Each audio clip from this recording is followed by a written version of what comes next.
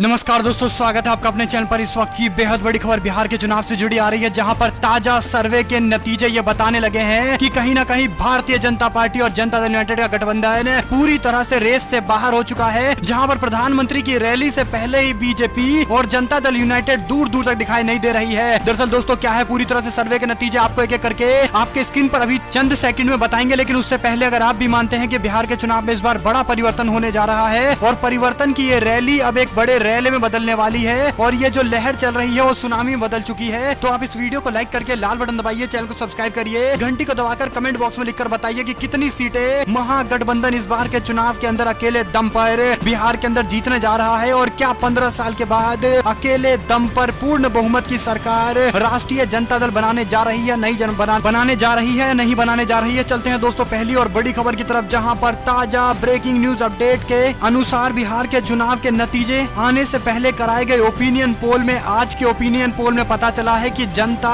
Bharatiya Janata party और Janata Dal United से पूरी तरह से उब चुकी है। दरअसल दोस्तों ताजा ब्रेकिंग न्यूज अपडेट के अनुसार महागठबंधन 79% वोट लेकर सबसे ज्यादा सीटें जीतता हुआ दिखाई दे रहा है और महागठबंधन केवल 4%, वहीं पर एनडीए गठबंधन केवल 4% वोट शेयर के साथ आगे दिखाई दे रहा है। कुल मिलाकर तीसरा मोर्चा का समर्थन करने वाले लोगों की संख्या भी 5% है और भारतीय जनता पार्टी एलजेपी गठबंधन का सहयोग करने वाले उसका समर्थन करने वाले लोगों की संख्या तकरीबन 2% है। कुल मिलाकर राष्ट्रीय जनता दल और पूरा महागठबंधन एक बड़ी लीड की तरफ आगे बढ़ता हुआ दिखाई दे रहा है। ऑनलाइन ओपिनियन पोल के अंदर ये नतीजे सामने आए थे, जिसकी जानकारी हमने आप तक पहुंचाई है। अगर आप भी मानते हैं कि इस तरह के बड़े परिवर्तन बिहार के चुनाव में होने जा रहे हैं तो आप इस वीडियो को लाइक करिए, लाल बटन दबाकर चैनल को सब्सक्राइब करिए और कमेंट बॉक्स में अपनी राय जरूर लिखिएगा। चलते हैं एक और बड़ी खबर की तरफ, जहां पर भारतीय जनता पार्टी को अब पंजाब के अंदर कृषि बिल लाना महंगा पड़ता हुआ दिखाई दे रहा है। भारतीय जनता पार्टी के महासचिव ने बीजेपी के प्राथमिक सदस्यता से इस्तीफा देते हुए बीजेपी के नेताओं पर गंभीर आरोप लगाते हुए कहा है कि भारतीय जनता पार्टी के नेताओं ने किसानों की एक नहीं सुनी और किसानों के खिलाफ 3 कानून लाए गए। इन तीनों कानून पर किसानों से बात होना था, लेकिन भारतीय जनता पार्टी के शीर्ष नेतृत्व में किसी भी तरह की कोई बातचीत जनता से नहीं की और किसानों से नहीं की, जिसको लेकर मैं आहत हूँ और भारतीय जनता पार्टी के महासचिव पद से अपना त्याग पत्र दे रहा हूँ। महासचिव ने इस्तीफा देके स्पष्ट कर दिया है कि बीजेपी के लिए अब पंजाब के अंदर झंडे उठाने वाले लोगों की संख्या लगातार घटती जा रही है और किसान के मुद्दे पर बीजेपी कम से कम पंजाब के अंदर तो पूरी तरह से साफ होती हुई दिखाई देने लगी है। चलते हैं एक और बड़ी खबर की तरफ, जहां पर तेजस्वी यादव ने कई जगह पर बड़ी बड़ी रैलियां की है और इस दौरान तेजस्वी यादव के निशाने पर नीतीश कुमार रहे हैं, जहां पर उन्होंने नीतीश कुमार के शासन काल के दौरान बढ़ती बेरोजगारी और तमाम बड़े समस्याओं का मुद्दा उठाते हुए नीतीश कुमार और प्रधानमंत्री नरेंद्र मोदी को निशाने पर लिया है। इसी के साथ तेजस्वी यादव की रैली में जिस तरह से लगातार बड़ी संख्या में लोगों का हुजूम उमड़ रहा है, वह संकेत दे रहा है कि इस बार की हवा कहां चल रही है और 10 लाख रोजगार देने के वादे तेजस्वी यादव के जमीनी स्तर पर काम करते हुए दिखाई दे रहे हैं और जनता के लिए अपीलिंग होते जा रहे हैं। एक और जानकारी की माने दोस्तों तो भारतीय जनता पार्टी के बाद जनता दल यूनाइटेड को तगड़ा झटका देते हुए जेडीयू के दिग्गज नेता आरजेडी में शामिल हो गए हैं। हम आपको बता दें कि ये बड़ी अपडेट बिहार के चुनाव के बीच में आ रही है, जहां पर सीट बंटवारे के बाद भी जनता दल यूनाइटेड के अंदर फूट लगातार जारी है। जनता दल यूनाइटेड के नेता और नीतीश कुमार के करीबी बताए जाने वाले एमएलसी गणेश भारती ने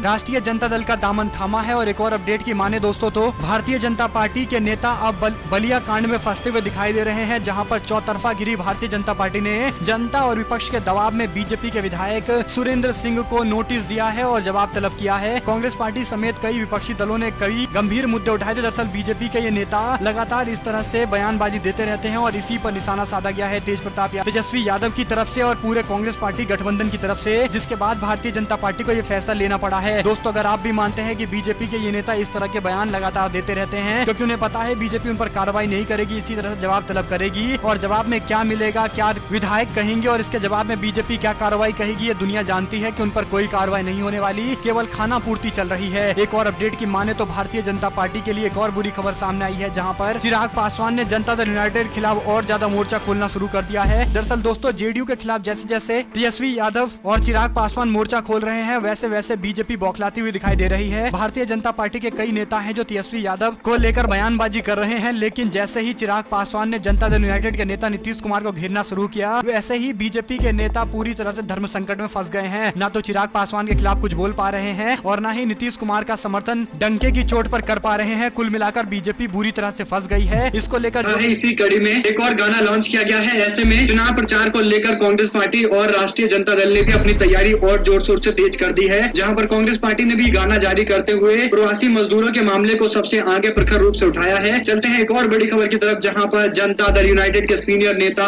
और मुख्यमंत्री नीतीश कुमार के पुराने सहयोगी पूर्व एमएलसी गणेश भारती राजद में शामिल हो गए। उप मुख्यमंत्री तेजस्वी यादव पूर्व उप मुख्यमंत्री तेजस्वी यादव ने उनको पार्टी में शामिल कराया है, सदस्यता दिलाई है। तेज प्रताप यादव मुजफ्फरपुर जिला राजद के अध्यक्ष रमेश गुप्ता भी वहां पर मौजूद रहे। भारती ने कहा कि आज बिहार को तेजस्वी यादव जैसे युवा नेतृत्व की जरूरत है और तेजस्वी यादव को मुख्यमंत्री बनाने के लिए दिन रात काम करेंगे। हम पूरी तरह से इस पूरे मामले पर कृत संकल्पित है कि तेजस्वी यादव के नेतृत्व में बिहार के अंदर बड़ा परिवर्तन करने वाले हैं। ऐसे में जनता दल यूनाइटेड के दिग्गज नेताओं ने पार्टी छोड़ना शुरू कर दिया है, तो आप समझ सकते हैं कि हवा किस तरफ चल रही है। एक और जानकारी की माने तो बालिका कांड को लेकर चौतरफा घिरी भारतीय जनता पार्टी। बलिया कांड को लेकर चौतरफा घिरी भारतीय जनता पार्टी के विधायक सुरेंद्र सिंह को बीजेपी ने तलब करते हुए नोटिस थमाया है। दरअसल दोस्तों, भारतीय जनता पार्टी के विधायक सुरेंद्र सिंह कई सारे विवादित बयान दे रहे थे और यहाँ तक की जातिगत बयान दे रहे थे, जिसके बाद कांग्रेस पार्टी और तमाम विपक्षी दलों ने भारतीय जनता पार्टी के विधायक के खिलाफ जमकर निशाना साधा और यहाँ तक कि योगी आदित्यनाथ और प्रधानमंत्री से पूरे मामले पर जवाब तलब किया था। जिसके बाद अब बीजेपी ने दबाव में अपने विधायक के खिलाफ इस तरह से नोटिस थमाया है और दिखाने की कोशिश की जा रही है कि बीजेपी अपने विधायक के खिलाफ कार्रवाई करेगी। हालांकि इसके पीछे क्या सच्चाई है, जल्द ही आपको सारी खबर मिल जाएगी। और ऐसे में दोस्तों, अगर आपको एक भी खबर अच्छी लगी हो तो वीडियो को लाइक करिएगा, लाल बटन दबाकर चैनल को सब्सक्राइब करिए, घंटी को दबाइए और कमेंट बॉक्स में लिखकर बताइए कि किस तरह की खबरें आपको अच्छी लगी है और आगे आने वाले दिन के अंदर आप किस तरह की खबरें चाहते हैं। इसी के साथ में आपके लिए कुछ और भी बड़ी खबरें सामने आई है, जहां पर चिराग पासवान और सख्त हो गए हैं जनता दल यूनाइटेड को लेकर और जनता दल यूनाइटेड भी अब चिराग पासवान को लेकर सख्त हो गई, जहां पर राज्यसभा और मोदी कैबिनेट से लोजपा को बाहर करने की पूरी तैयारी चल रही है। जनता दल यूनाइटेड के कम से कम 3 नेताओं ने माना है कि इन मांगों के जरिए भारतीय जनता पार्टी यह सुनिश्चित करना चाहिए कि चुनाव में दोहरा खेल नहीं चल रहा है। हम आपको बता दें कि पूरी तरह से कंफ्यूजन की स्थिति भारतीय जनता पार्टी और एनडीए गठबंधन में दिखाई दे रही है, जहां पर नीतीश कुमार की पार्टी ये मानती है कि अंदर खाने नीतीश कुमार के खिलाफ भारतीय जनता पार्टी और एलजेपी के बीच में कुछ समझौता है, क्योंकि बीजेपी के दिग्गज नेता इस पूरे मामले पर एलजेपी के खिलाफ कुछ नहीं बोल रहे हैं। वहीं पर एलजेपी के नेता मानते हैं कि जनता दल यूनाइटेड और भारतीय जनता पार्टी के बीच में जो गठबंधन है उसके पीछे सबसे बड़ा कारण यह है कि बीजेपी के कुछ नेता बिहार के अंदर चाहते हैं कि नीतीश कुमार के साथ वहां चुनावी मैदान में उतरे और अपने केंद्रीय नेतृत्व को गुमराह कर रहे हैं। वहीं पर भारतीय जनता पार्टी ये तय नहीं कर पा रही कि चिराग पासवान को लेकर उसको बयान देना चाहिए या बयान देने से बचना चाहिए, क्योंकि अगर बयान देंगे तो नीतीश कुमार की पार्टी तो खुश हो जाएगी, लेकिन चिराग पासवान के पार्टी को और ज्यादा विस्तार मिल जाएगी, बीजेपी के नेताओं तक पार्टी की पहुंच हो जाएगी, यानी चिराग पासवान को लाइमलाइट मिल जाएगा और ज्यादा से ज्यादा वोट उनके पास पहुंच जाएगी। और ऐसे में अगर भारतीय जनता पार्टी चिराग पासवान पर कुछ नहीं बोलते हैं तो कहीं ना कहीं नीतीश कुमार अब दबाव बनाएंगे बीजेपी पर पूरे मामले पर स्पष्टीकरण देने के लिए। कुल मिलाकर भारतीय जनता पार्टी धर्म संकट में फंसी हुई है, यहाँ तक कि कहिए कि पूरा का पूरा महागठबंधन एक दूसरे के पैर खींचने में लगा हुआ है। इसी के साथ में जनता के सामने केवल एक विकल्प दिखाई दे रहा है, जो स्पष्ट तौर पर कहीं ना कहीं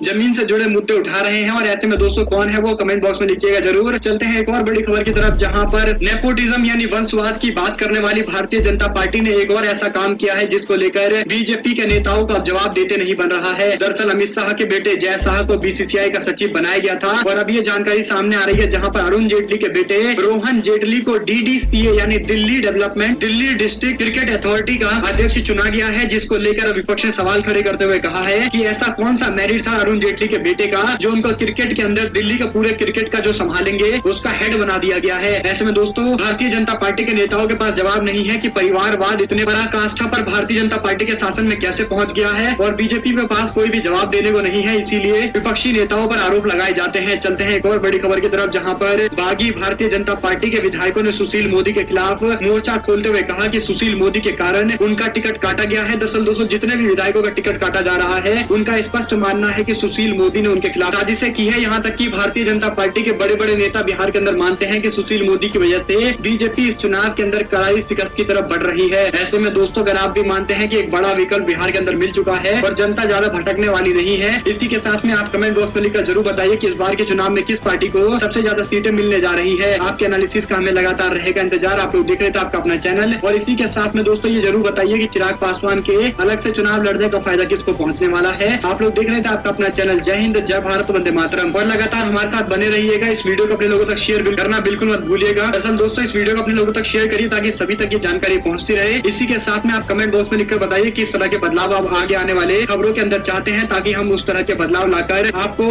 और ज्यादा अच्छा कंटेंट दे पाए। आप लोग देख रहे थे आप लोगों का अपना चैनल। जय हिंद, जय भारत, वंदे मातरम।